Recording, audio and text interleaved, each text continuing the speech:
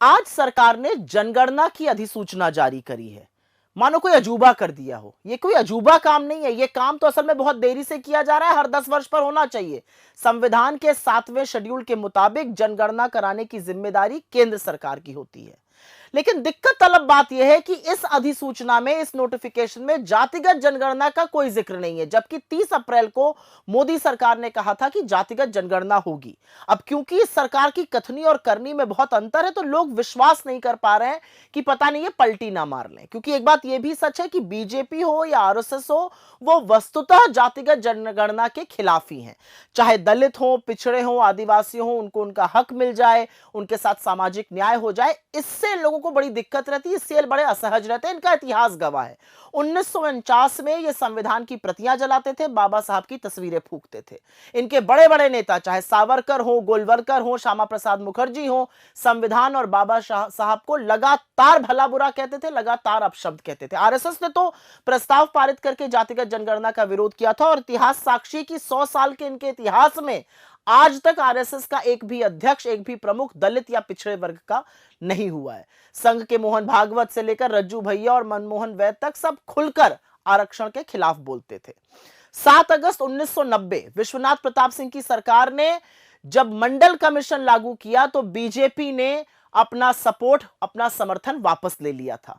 1994 से 2000 के बीच तत्कालीन संघ प्रमुख राजेंद्र सिंह, जिनको रज्जू भैया कहा जाता था, वो लगातार आरक्षण हटाने की मांग करते थे। 2010 में जब कांग्रेस ने सदन में जातिगत जनगणना का प्रस्ताव रखा, तब बीजेपी के मुरली मनोहर जोशी ने उसका पुरजोर विरोध किया था।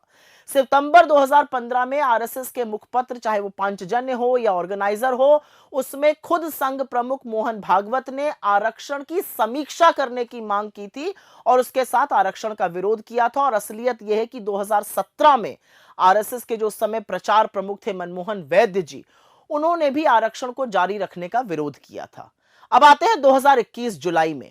इनकी सांसद रक्षा खांडसे ने सवाल पूछा जातिगत जनगणना पर। केंद्रीय गृह राज्य मंत्री नित्यानंद जी ने कहा, सरकार जातिगत जनगणना कराने का कोई इरादा नहीं है, इसके खिलाफ है। सितंबर 2021 में इसी मोदी सरकार ने सुप्रीम कोर्ट में एफिडेविट देकर कहा था कि वह जातिगत जनगणना नहीं कराएगी, वो नीतिगत रूप से इसके खिलाफ है। और अप्रैल 2024 में चुनाव प्रचार के दौरान नरेंद्र मोदी ने तो यह तक कह डाला था कि जातिगत जनगणना की मांग करने वाले असल में अर्बन नक्सल हैं। वो पहले ही जाति को नकार चुके थे और कहते थे सिर्फ 4 ही जातियां होती हैं। पूरे चुनाव में उनके तमाम बड़े नेताओं ने संविधान बदलने का दंभ भरा, यहां तक कि खुद योगी आदित्यनाथ जी ने सार्वजनिक मंच से आरक्षण का विरोध किया था। लेकिन राहुल गांधी जातिगत जनगणना की अपनी मांग पर टिके रहे और अंततोगत्वा उन्होंने सरकार को नाक रगड़कर जातिगत जनगणना करने के लिए मजबूर किया। पर आज की अधिसूचना में क्योंकि जातिगत जनगणना नहीं है, इससे संशय पैदा होता है। लेकिन एक बात साफ है और एक बात समझनी जरूरी है, और यह याद रखिएगा, अब कोई खेल नहीं चलेगा। अब आपको पलटी भी नहीं मारने दी जाएगी। असलियत यह है, आप कितनी भी कोशिश कर लीजिए, राहुल गांधी आपसे जातिगत जनगणना करा के ही मानेंगे।